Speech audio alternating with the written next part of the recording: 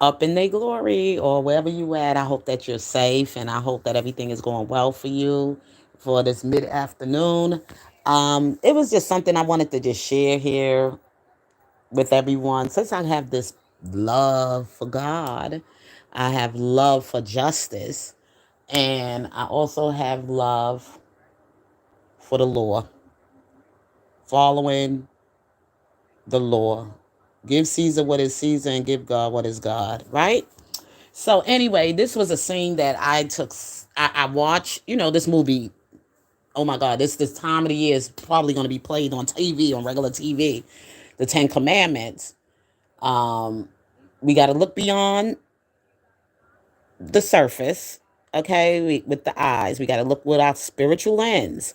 Let's not get into the white man ain't Jesus, the white man that wasn't the. We just gonna go along with the story that's being told. Okay, this is a biblical story, and it's being told um in Hollywood, of course, and we have Charleston Heston, Yul Brynner, and we know the story of Pharaoh and the Hebrews that were slaves, and Moses was raised in the Pharaoh's house. So he kind of like knew how the Egyptians were, like they ways or how they do things in that nature. Be honest with you, Moses' whole family was raised in the Pharaoh's house. When you read the Bible, you're going to find out that when the young girl, which is Moses' sister Miriam, and the mother, Yoshabel, I mean, what is his mother? I think it's Yoshabel, his mother's name. And the thing is that when she put the baby on the water, she saw when she saw the Pharaoh's daughter come out. That's when she put the baby on the water. She did it ain't like how the movie was, but the movie just had to be theatric and give you that theater or whatever kind of scene. But other than that, it wasn't done that way. Okay, the Pharaoh's daughter came. She lost her child, and she heard about the woman losing her child, so she set her water on.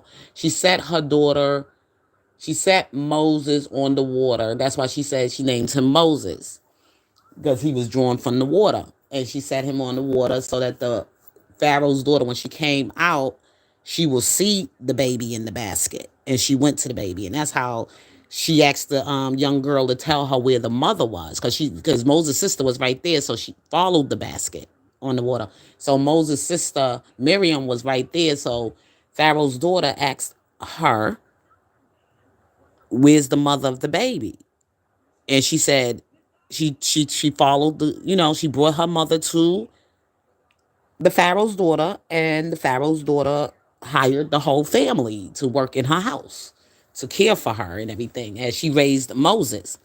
So Moses was raised in the Pharaoh's house, meaning that his mother was there. His mother nursed him all through, because the Pharaoh daughter didn't have the Pharaoh's wife didn't. I mean, the Pharaoh's daughter didn't have a baby to be able to have milk to nurse Moses. So Moses was nursed by his own mother. Yeah, and then he figured it out, and he found out who his true identity was, a Hebrew. Okay, so anyway, y'all, and everybody's gonna come to that place in their life where they're gonna find their true identity and who they are.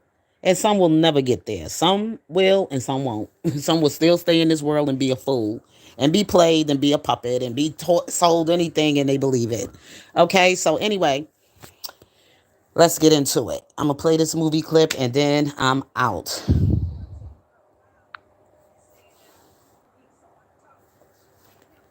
Word is that he cannot attend you being pressed by other matters. Did you hear that? Other matters?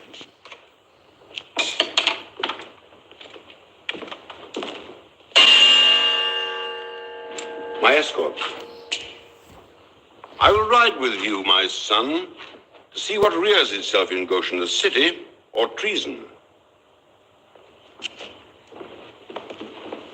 You lying at her. Now the thing that's happening, right? Moses was a good architect. Okay, Moses had good architect skills, and he was building some kind of temple, whatever it was.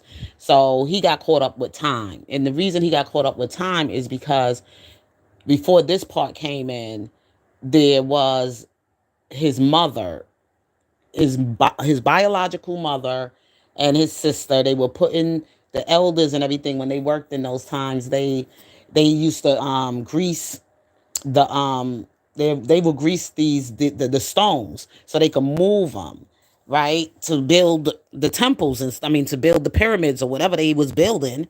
So the thing is that the mother's, her little, like the tie that ties around her cloak, her robe or whatever, it got stuck in the stone, and she was trying to pull it, but they were still pushing the stone where she could have got smashed in the stone.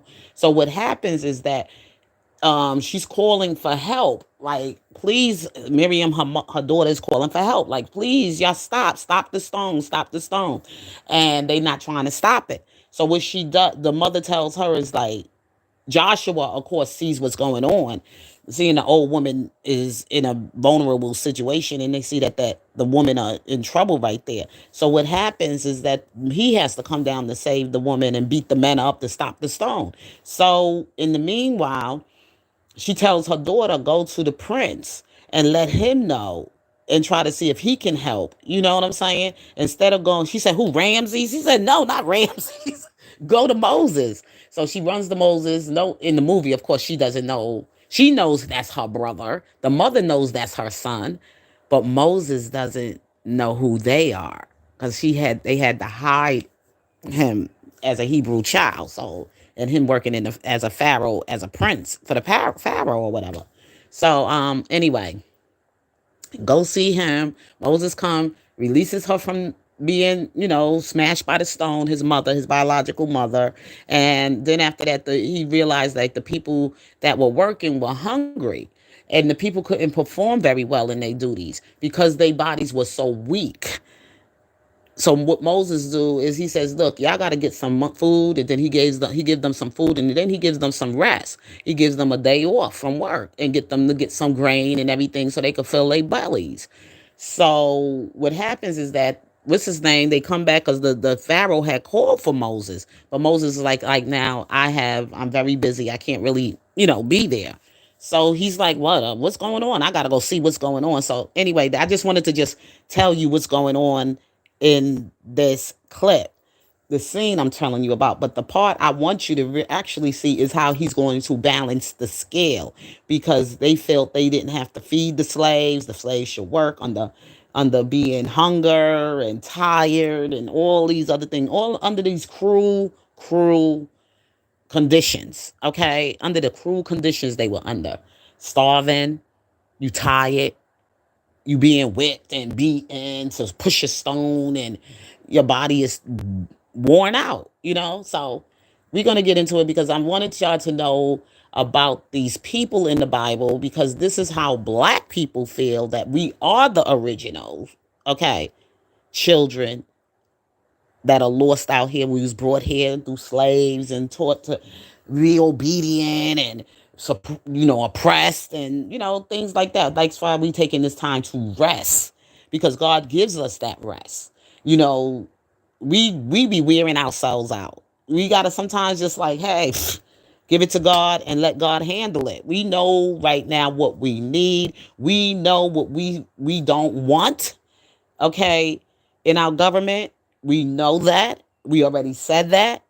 We've been saying it for 400 years or whatever years that black people been dealing with oppression and dealing with struggles and dealing with building them. We did a lot in America, and we're not going to be looked over. No DEI never worked for us. So Jasmine just doing her job. She's a politician. She's representing for the Democrats in the Congress or whatever like that. So there's a lot of things I don't agree with the Democrat Party. Okay? I really think we should not have those things, DEI and all of this inclusive stuff and all of this stuff, because that's how the devil creeps in. That's how America is going to lose and fall. You can't, bring all different cultures and religions and customs into your government. You have to have everybody working together as one, to unite together as one in America. Okay? especially that this country, they say people could come here and improve from they escape from the other countries and everything and come to America and live the American dream. But we African American people, no, I ain't gonna say African, foundational Black American people, we've been living a nightmare, and everybody else is having a dream. You know what I'm saying? We've been living a nightmare. Well, we shouldn't have to beg, fight, nothing for anything. Okay, we don't have to. And then on top of that, don't choose my leaders for me, because of Kamala being pushed up in front of me as a Democrat. I was disgusted. And then on top of that, you could have had other candidates you could have selected. Well, as far as like being able to, when Biden got this, when he became his cognitive dissonance, and when he became ill like that, they could have found, went through a selection of people to see who would be the best candidate to run for the Democrat Party.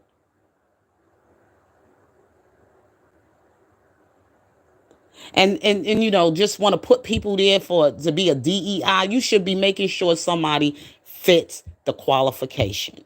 And what the Democrat Party did miss is somebody like Jasmine. Y'all can say what y'all want about her. I think she is on point. She just don't hold back. She just letting y'all, as they come for her, she just like, she cutting up. Because of the simple fact that she was overlooked. And she's not a DEI. And that's where her frustration is. And that's why she come the way she come. She's just like keeping it 100. Okay? This girl struggled all her life with her education to get an honorable degree. And then on top of that, for 2 years, she has been practicing law for not 2 years, 2 decades. Do your research. Look at her qualifications. She's qualified. She stands on merit. She gets a little crazy because that's what y'all think of her. That's why she do the ghetto theatrics. That's why she do the ghetto theatrics, just to see if she could get something from you, how you feel about her. And even some of our FBAs that's sitting over there tearing her up and saying whatever they saying about her.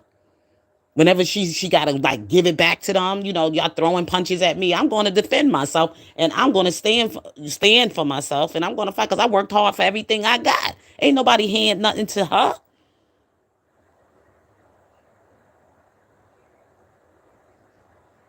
So that's why I rock with Team Jasmine. Okay, I know where she's coming from.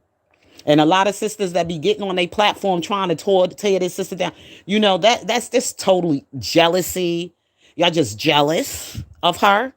And we shouldn't even have to be jealous of her, because what she's doing it for not just me, not just for her, I'm sorry, not just for her, but for me and a whole lot of other strong, educated, qualified Black women out there. Where you being looked over. I just went through a situation on my job where I'm been looked over for an 18-year-old. Had no experience or ever been in the classroom before to ever do anything. Just coming out of the womb. And I come with all the qualifications. I see the BS. And they been doing it. This ain't got nothing to do with Trump. Trump was like, stop being fake, y'all. Y'all just like me over there. Stop being fake. Y'all know what's up. Democrats, y'all liberals over there. Y'all know what's up. That's why I said I'm no part of none of those parties. I'm just going to stand independently on my own. I don't have to go through all of that, change my party, because I still want to vote. Whenever. So I still want to use my voting, rights. So I'm going to vote regardless whether if I was a Republican, if I felt the Democrats had a good policy and they had some things that they wanted to do to make this country great and to keep America thriving. I'm going to vote for that Democrat. If I want to vote for a Republican and I think they got some great, things to bring to the American culture here and to build up America and to make America continue to keep thriving, then I vote for the Republican. But I'm not going by color of anybody's skin, but I'm just saying it's time now that we get back what is ours. And we got to do it by any means necessary. And I mean, it is what it is. It is what it is, because I don't see no Black men surrounding Trump. Only see white, racist, Nazi looking. You could just see it. And then y'all want to throw Ramazi or whatever, Vivek or whatever. This man ain't no true-blooded American. He's from India. And if he want to go and fix somebody's government and be a leader over any kind of people, he need to go take care of his own people. And that's in India, not America. America is black and white and shades of gray. Okay? So let's get it together. Black and white and shades of gray. So if anybody should be the next person so we can share this land together, that we built this land together or whatever, and even though the white man, he cheated and he lied and he stole and he did all of that stuff, when we just played fair. It's all about justice. Don't try to put nobody over us. They didn't go through none of the harsh treatment or anything that we had to deal with in America. They came here and everything was just laid out for them. And then they just going to pass us up. No, we ain't going to do that. We ain't going to do that. Well, KC ain't going to do it. Because I'm going to make sure I'm going to get my people up in there. Okay? That man ain't no true-blooded American. Yeah, he was born here, but his parents wasn't born here. And he grew. And then you got to understand things come with culture. When you choose your leader, that it's a culture with it too. Your religion, practice, all of that got something to do with how you going to lead America. Because America has a culture. We have a culture. Everybody else trying to keep their people, their culture in their country. We're going to keep our culture over here too. It is what it is. Now, we're going to do business. We're going to do it fair now. This country, we foundation Black Americans. It belong to us. We are in the fabric here. You've been maybe our allies or whatever like that, our friends or whatever, and our neighbors or whatever. But other than that, not going to come to America and just get yourself to become the chief over the lives of the American people. It ain't going to happen because if anything, you need to go back to India and be a leader over there and get your people together. Well, anyway, y'all, I'm going to play this clip and let you see it. You'll destroy yourself with your own venom if you try to turn Seti against Moses. You would turn Seti against me? Remember, my sweet, that you must be wife to the next pharaoh. That you are going to be mine. All mine, like my dog or my horse or my falcon, only I will love you more and trust you less. You will never do the things to me you would have done to Moses.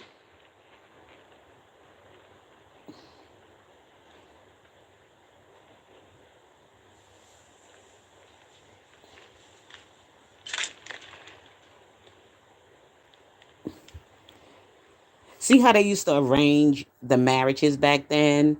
She's up for to be the queen, so Moses and him is like the two brothers or whatever like that. And of course, Moses is like supposed to be like his cousin, sort of. That's his cousin, first cousin, but he's really not related. And he knows that Moses and him are not related, but he just like playing her. Like you think you will be my wife. He knows Moses is not his true brother, and that's why he wasn't even trying to, like play the game, like his father telling him and everything. He gonna give the throne to Moses or whatever, and he's like, all right, whatever, it's gonna be mine. You know what I'm saying? It's gonna be mine. And his father's like, I decide who's gonna be my successor, not you, because he felt he was entitled. So he wanted to give him a chance. And the father and everything loved Moses. He loved Moses, but because of the customs and the Egyptians and everything, that's how it had to be done. And I just try to tell you that some things we just got to keep the way it is. You know what I'm saying? You just can't try to change it, take nothing in and bring something else, because then it gets messy. Ask Solomon. When Solomon was marrying all those foreign wives and all in different different cultures and different religions and idols and stuff, that's what caused Solomon to fall. because of all those foreign wives and bringing them strange gods, okay, in to the custom. Okay, brought all those strange. That's the same thing I'm trying to say about America. You can't be bringing all these strange gods in here. Some things we just can't. We just got to do away with it. That's a strange god that they bring in. We supposed to be turning everybody to the Lord, not to stones and worshiping stones and Buddha and all that. Get them strange gods out of here. Well, anyway, let's get back to the story.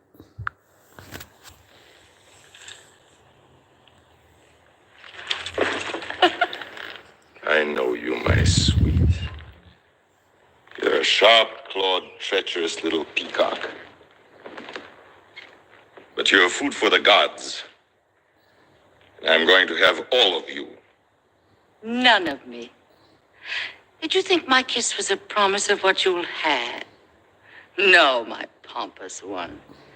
It was to let you know what you will not have. I could never love you. Does that matter? I love the way he said that. Does it matter? You're gonna be my wife regardless. You can never love me, but it's just certain things in our custom we gotta do. This is it is what it is. you know, this is it. It is what it is. You can't dishonor it because it was like it's an arranged thing. But we're gonna go on. You will be my wife. You will come to me whenever I call you. And I will enjoy that very much. Whether you enjoy it or not is your own affair. But I think you will. That was a good one.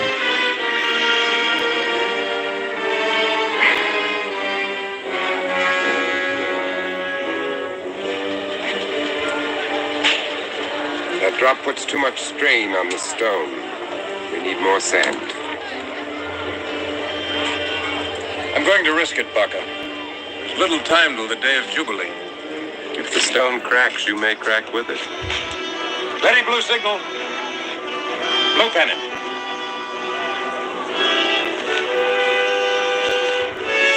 Blue pennant!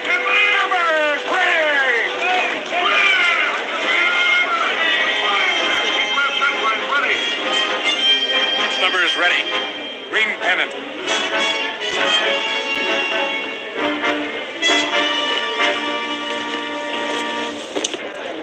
Ballot men, ready! Ballot men, ready! Green lines, stand by! Clear the main hauser! Mallet men, ready?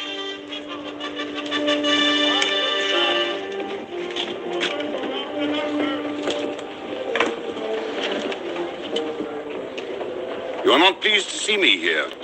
I am, great Pharaoh. But now I have important things to do. Red pennant, stand by.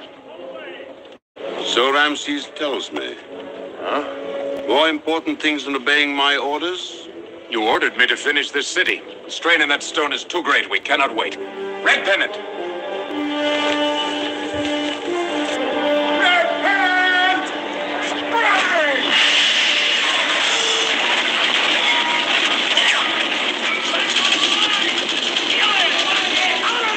Stone will break. There are 2,000 slaves on the ropes.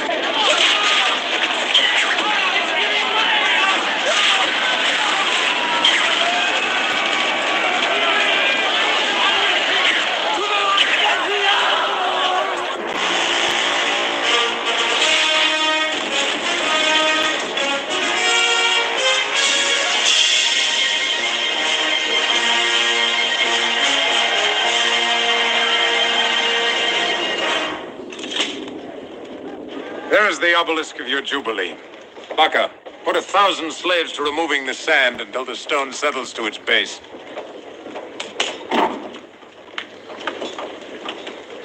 Pharaoh is pleased?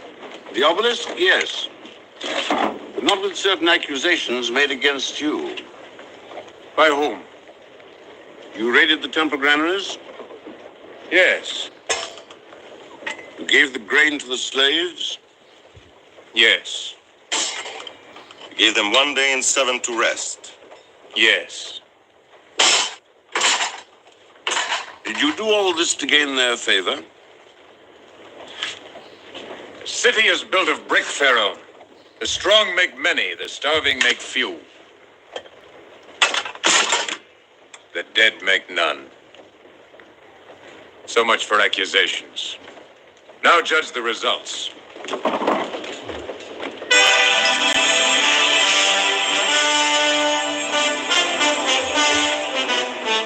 Pylons commemorate your victory at Kadesh, where you broke the Amorites. Now, did y'all get the part with the scale? He weighed everything he did. They put it on the scale, all the things he did to break the law, right? You empty out the grain house, you gave the slaves the food to eat, and then on top of that, you gave them a time to rest. So he was guilty, right? But then when he gave his testament, he says, look, he picked up a brick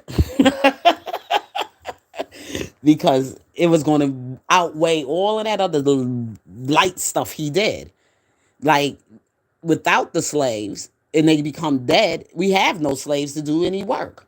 So we're not going to be able to produce anything with dead slaves. You got to take care of them. You got to feed them, okay? And you got to give them some rest or they'll die. And then we'll have none. Nothing will get done, okay? So I like the way he did the scale. And the way I'm looking at the scale as looking at my life here in America, how it's been with me and my people, even though some of us do it to ourselves, and I do admit that there is just some black folks that just ain't good for nothing, you know, and it's going to be something like that. That's something from every group of people. You got some who's obedient to the word of God and obedient to do things according to his will. And then you got those that just going to be messy, no matter what. They don't take time out to try to, you know, like get it together. They just all over the place. All over the place. So they just like, you know, but then you got those that are focused and also that are resilient. And those who are thriving. And then you got the ones who just want to be messy. You just got those that just want to be messy. But when I see a strong, focused, educated, whatever sister sitting up in a high position, that makes me proud. That's what you call somebody that is looking at somebody as yourself and seeing you sitting there too. You know what I'm saying? That's how I see her as Jasmine.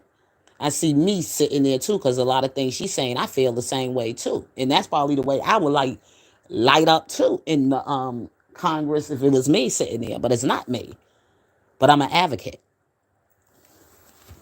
I'm an advocate. All right. So anyway, y'all, you know, I'm in support of her work and what she's doing and what she's trying to do. The only thing I'm not supporting is that DEI, equity, whatever stuff. I ain't with it. Okay. And I know what Trump is going at with it.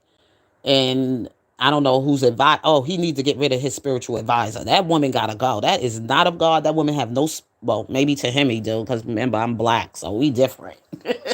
Maybe it's a little different to be strange to me because I'm black. You know what I'm saying? We do it a little different when it comes to the Lord. God gave everybody their own, so maybe it is spiritual for him, but it ain't spiritual for me. I don't think I would want to sit around and listen to Paula White. No. But anyway, y'all, I gotta go. God bless. Love you, and I'll be back with you later.